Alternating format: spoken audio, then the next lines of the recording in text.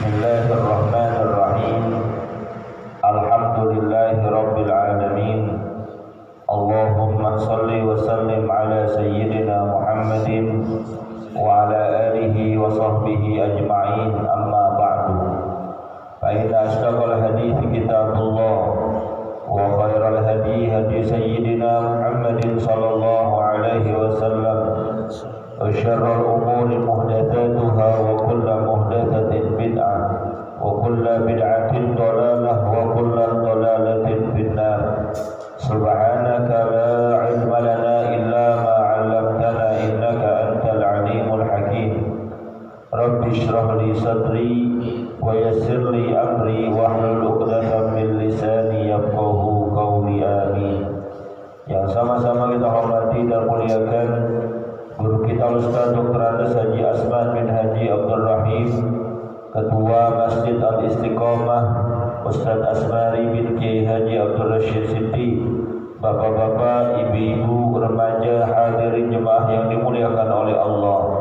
Alhamdulillah, sama-sama telah kita laksanakan kewajiban kita salat subuh secara berjamaah, dilanjutkan dengan hadir di majlis ilmu. Mudah-mudahan rangkaian ibadah ini diterima dan dilipat gandakan pahala oleh Allah Subhanahu wa taala. Amin ya rabbal alamin. Melanjutkan bacaan kita. Bismillahirrahmanirrahim. Qala al-muallif rahimahullahu taala anhu wa qala alaihi salatu wassalam min asy-syiqai qaswatul qalbi wa jumudul aini wal hirsu wa tulul amal fahtaris min hadhil arba'. Pengarang kitab ini menjelaskan bahwasanya ada hadis dari Nabi Muhammad sallallahu alaihi wasallam, minasyaqai arba'un, di antara hal-hal yang memberatkan dan menyusahkan itu ada 4. Memberatkan dan menyusahkan untuk urusan akhirat. Apa itu? Yang pertama, qaswatul qalbi, hati yang keras, wa jumudul aini, mata yang beku, wal hirsu, sifat rakus, wa tulul amal, panjang angan-angan. Fahtaris min hadhil arba', maka jagalah dirimu, jauhkanlah dari 4 hal tersebut.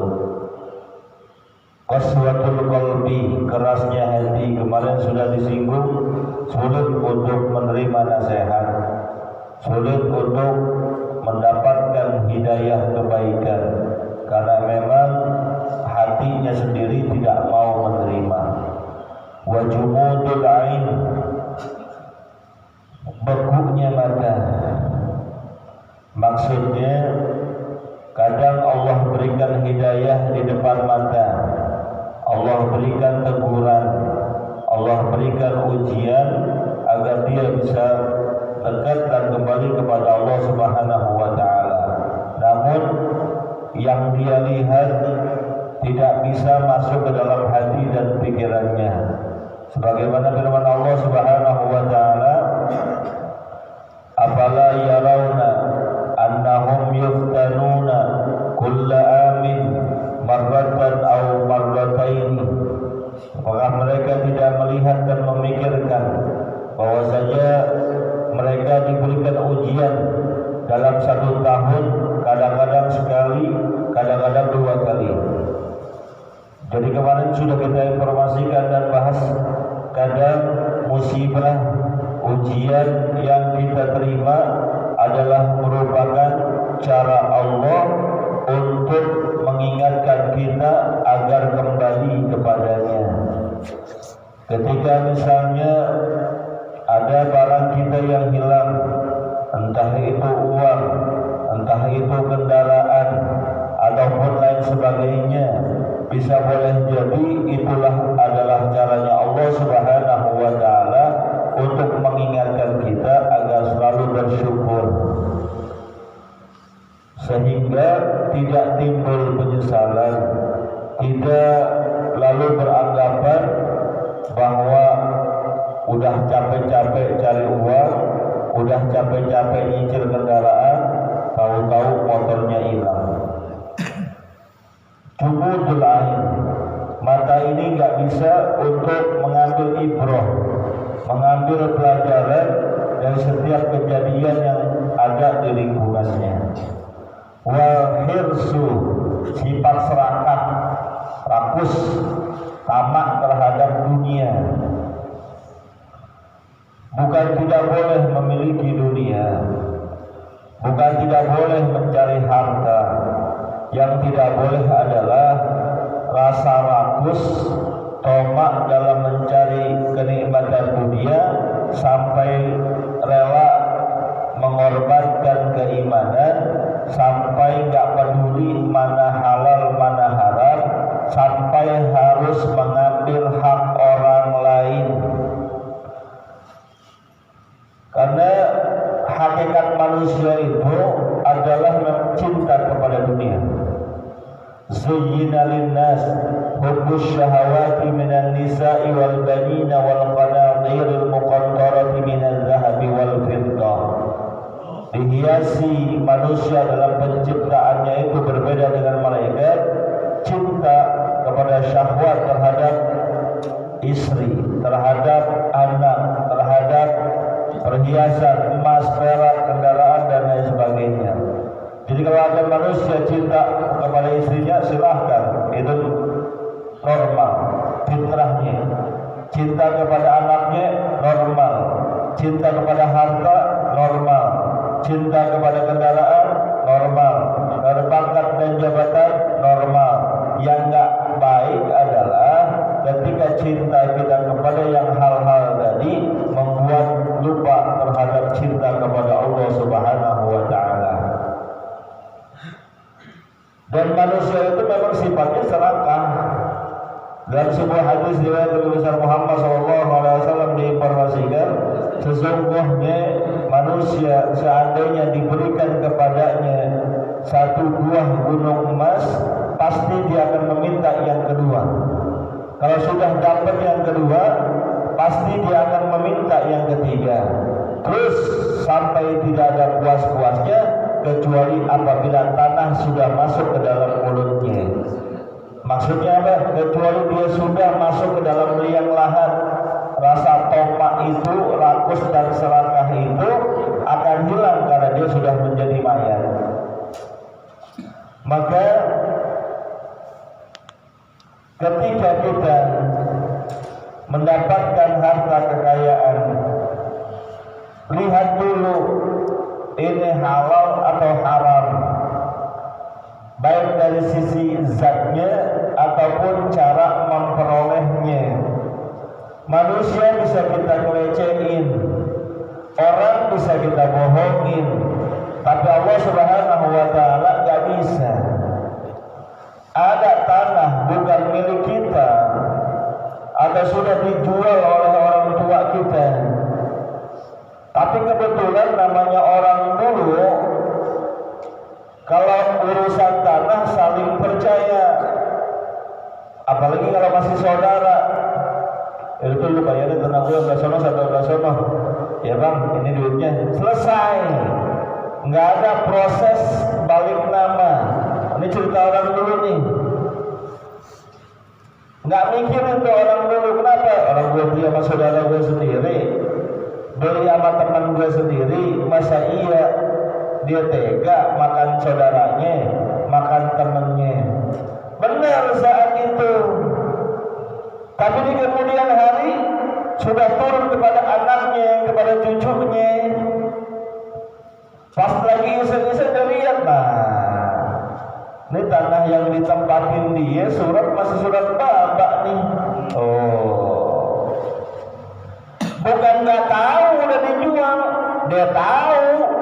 Orang udah bertahun-tahun ditinggalin, cuma setan bisikin, duit nih, proyek nih, lu akalin bagaimana kayak caranya, atau lu tahan suratnya, ntar giliran dia mau jual tanah, lu unjukin, minta sekian persen. Tuh, halal apa haram? Haram banget. Siapa Bahkan dalam sebuah hadis dikatakan orang yang memakan hak orang lain sejengkal tanah yang diambil, nanti di akhirat itu sejengkal terus ke bawah. Kan sejengkal atasnya doang, bawahnya lalu dikalungkan ke lehernya untuk menanggung beban dosanya itu. Iya, kalau sejengkal, kalau 100 meter, kalau 200 meter, awas. Ini praktek-praktek kayak gini sering terjadi dan banyak di daerah-daerah, di Parung, di Cianjur, mungkin juga daerah sini ada kali yang model begitu. Awas, gurih duitnya, tapi di balik kegurihan itu ada tangisan orang yang haknya kita ambil. Paling dia bisa bilang yang diambil haknya, biarin dah lu ambil tuh barek neraka, gua gak redok, gua gak ikhlas seumur-umur. Asal muasalnya dari mana? Rakus, tamak sama dunia. Emang kalau udah urusan uang, urusan duit, silo kita. Duit, siapa sih yang gak butuh duit zaman sekarang? Masya Allah. Maka itulah gunanya kita hadir di majlis ilmu, kita baca riwayat-riwayat orang-orang terdahulu, bagaimana sikap mereka terhadap dunia. Ada kisah yang begitu luar biasa saat Sayyidina Umar ibn Khattab radhiyallahu ta'ala anhu menjadi khalifah. Beliau termasuk orang yang sukses. Umar bin Khattab itu luar biasa. Banyak pujian-pujian baginda Rasul terhadap beliau. Bahkan kurang lebih ada 13 ayat Quran yang turun berkat beliau.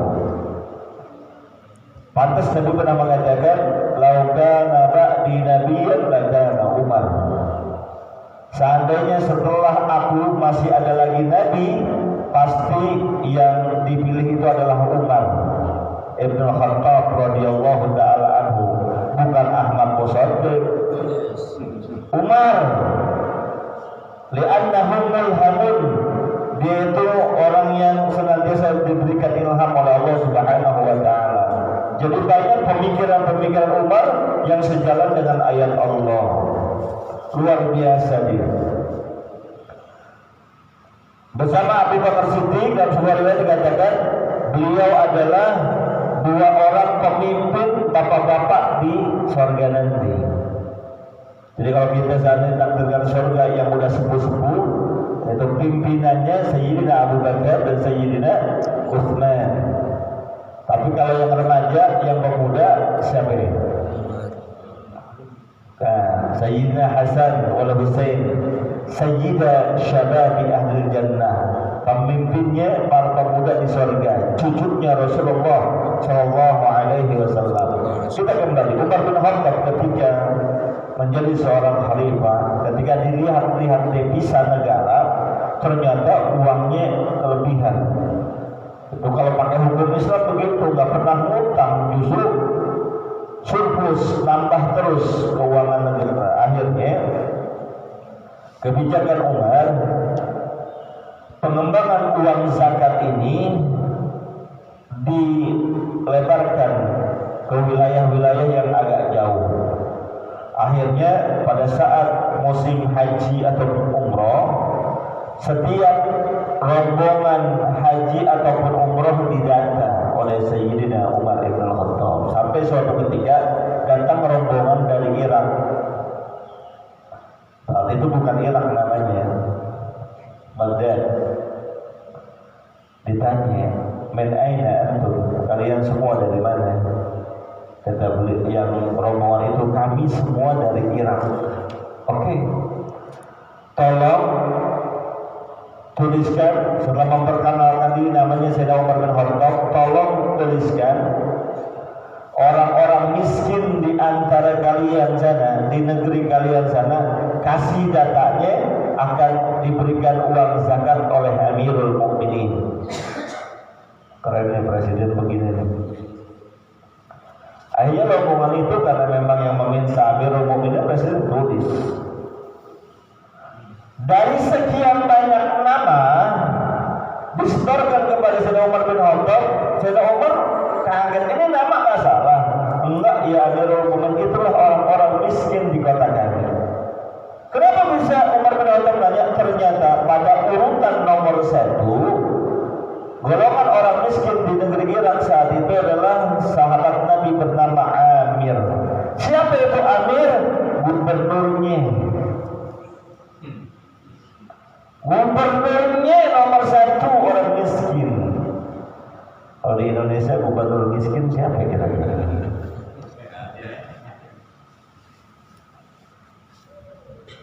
Kata Umar bin Khattab nggak salah. Emang masa gubernur kalian orang miskin? Wahai Amirul Mukminin, ini data udah valid banget, nggak kita rekayasa, nggak kita buat-buat.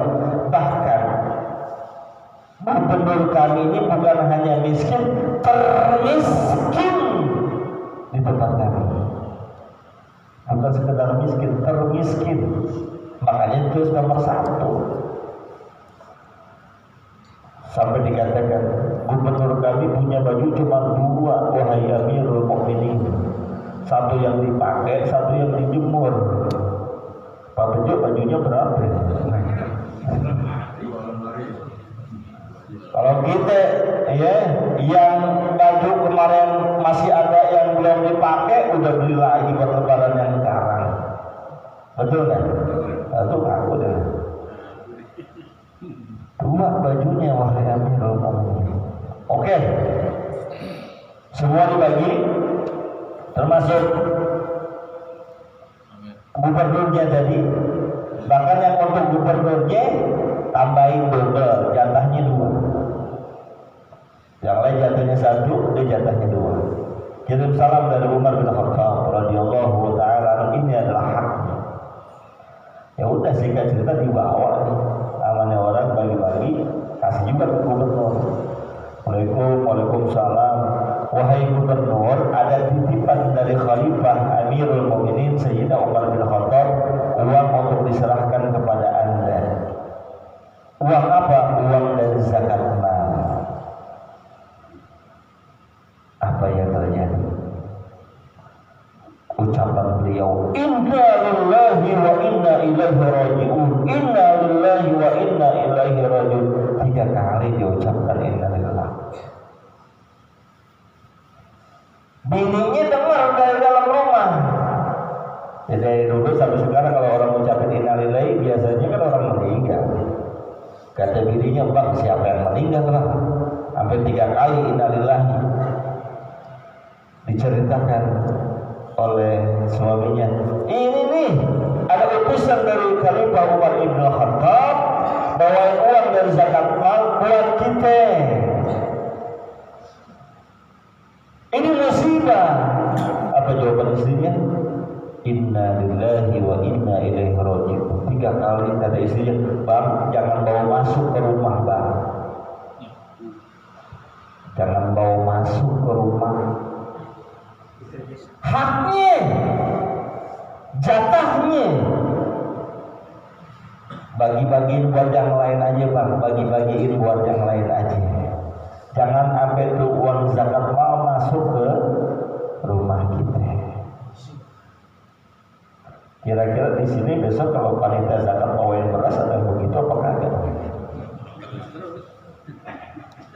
Ini dari masjid berasnya. Ini uangnya. Oh jangan saya, kasih yang lain. Begitu gitu.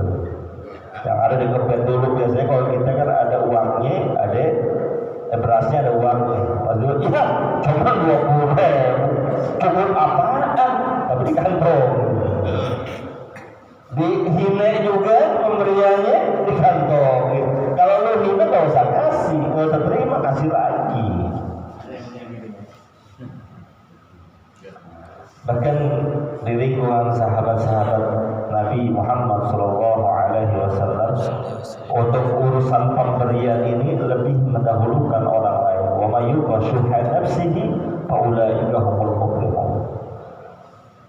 Garansinya dari Allah Subhanahu wa taala, siapa yang menyembunyikan kesusahan dirinya,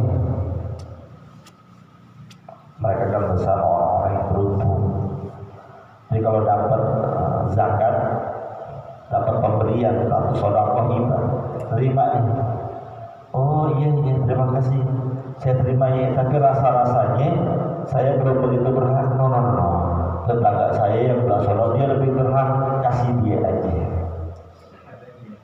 Sampai yang tetangganya diterima. Oh iya alhamdulillah terima kasih.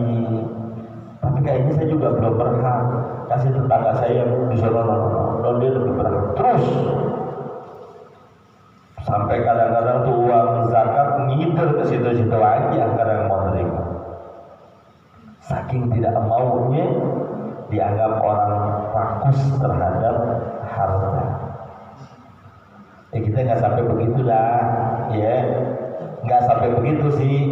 Tapi minimal jangan ngomel-ngomelin panitia ngapain. Kita nggak sampai dan nolak jatah namanya ya.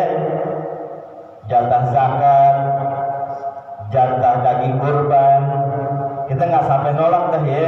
Emang kita masih butuh, paling enggak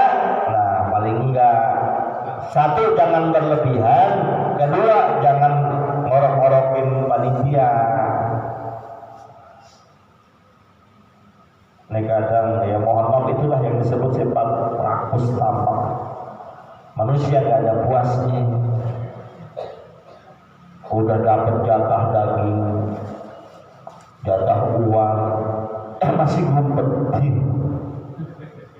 Ada di kantong, daging di kantong, ada yang taruh di dalam pecinya. Ada di sono, masjid sono, nggak tahu lah. Pokoknya juga rokok ke sono. Bukan di sini, bukan, insya Allah di sini beres.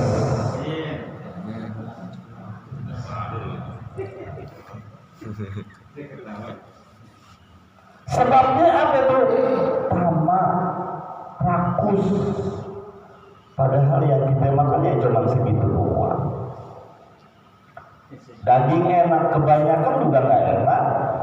Jatuh-jatuhnya kolesterol dan lain sebagainya. Jadi ayolah tumbuhkan kesadaran kita. Kalau memang kita termasuk bagian orang-orang yang berhak menerima zakat, berhak menerima daging kurban, ya terimalah sekedar apa yang diberikan kepada kita. Jangan berlebihan, karena sesuatu yang berlebihan gak enak. Watulul amal, panjang angan angan, panjang cita-cita. Beranggapan bahwa hidup kita masih lama sehingga memperlambat untuk tobat, tidak segera ibadah. Allahu Akbar, Allahu Akbar, masuk waktu zuhur. Tarajidah salatnya ademan dikit, kira-kira jam 2-an enak kali ya. Itu termasuk tulul amal. Zuhur jam 12, tapi menunda sampai jam 2 dan lain sebagainya. Dia mengira usianya sampai itu jam 2. Emang siapa bisa jamin? Jangan kata itu. Sekarang kita segar sehat. Maghrib bisa jamin kita masih hidup. Nggak ada bisa jamin. Maka orang-orang yang tulul amal, panjang angan-angan, panjang cita-cita, identik dengan mengulur-ngulur kebaikan, menunda-nunda kebaikan, berharap usianya sampai kepada yang dia inginkan. Dapat duit 500.000, hati kecilnya bilang begini nih, bagi dah tuh orang yang membutuhkan, gak usah banyak-banyak, barang 30.000 aja, beli makanan kasih dia. Itu hati kecil kita. tulul amal akan mengatakan tak dulu, tunggu dulu sampai dapat duit 1 juta, taruh 1 juta, baru kasih enakan berkurangi nggak banyak. Dapat 1 juta, tulul amal akan mengatakan entar dulu, tunggu gopek lagi dah 1,5, bagiinnya kan lebih banyak kan. Dapat 1,5, kata tulul amal entar dulu, tunggu sampai 2 juta. Akhirnya nggak sempat untuk berbagi, nggak sempat untuk sedekah, karena memang itulah godaan syaitan. Mudah-mudahan Allah Subhanahu wa Ta'ala jadikan kita orang yang bersih hati, lurus akidah dan keimanannya, kuat semangat ibadahnya, agar walaupun sedikit yang bisa kita lakukan, tapi yang sedikit itu bisa kita kontinukan, karena sesuai hadis Nabi, khairul amal adwamuha. Al-Fatihah.